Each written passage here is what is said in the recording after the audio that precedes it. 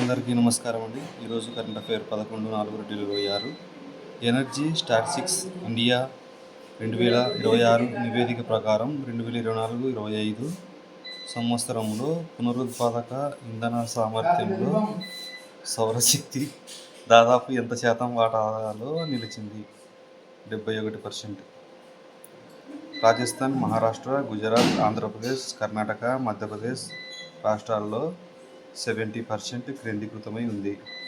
2024-25లో తలసరి ఇంధన వినియోగం 55,027 యూనిట్లు.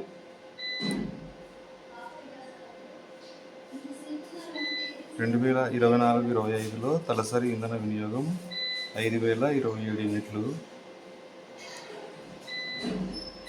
ఎనర్జీ స్టాటిస్టిక్స్ ఇండియా 2026 నివేదిక ప్రకారం 2024-25 సంవత్సరంలో పునరుత్పాదక ఇంధన సామర్థ్యంలో సౌరశక్తి దాదాపు ఎంత శాతం వాటాలో నిలిచింది?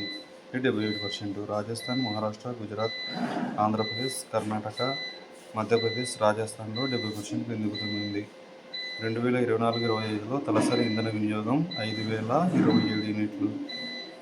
ఇటీవల 2026 ఏప్రిల్ 10న భారత రాజ్యాంగం యొక్క సింధీ వెర్షన్ను ఏ లిపిలలో విడుదల చేశారు? దేవనాగరి లిపి, పర్షియన్ లిపిలలో. ఇటీవల 2026 ఏప్రిల్ 10న భారత రాజ్యాంగం యొక్క సింధీ వెర్షన్ను ఏ లిపిలలో విడుదల చేశారు? దేవనాగరి అండ్ పర్షియన్ లిపిలలో విడుదల చేశారు. సింధీ భాషా దినోత్సవం ఎప్పుడంటే ఏప్రిల్ 10. సింధీ భాషా దినోత్సవం ఎప్పుడంటే ఏప్రిల్ 10. సింధీ భాషా దినోత్సవం ఎప్పుడంటే ఏప్రిల్ 10. ప్రపంచంలోని మొట్టమొదటి అంతర్జాతీయ వన్యప్రాణి విశ్వవిద్యాలయం వంటారా యూనివర్సిటీ ఎక్కడ ప్రారంభించారు? ఎక్కడంటే జామ్నగర్, గుజరాత్. ప్రపంచంలోనే మొట్టమొదటి అంతర్జాతీయ వన్యప్రాణి విశ్వవిద్యాలయం వంటారా యూనివర్సిటీ ఎక్కడ ప్రారంభించారంటే జామ్నగర్, గుజరాత్. ఆసియా బాక్సింగ్ ఛాంపియన్షిప్లో భారత్ నుంచి ఎవరికి స్వర్ణ పతకం వచ్చింది? విశ్వనాథ్ సురేష్ పురుషుల 50 కేజీలలో.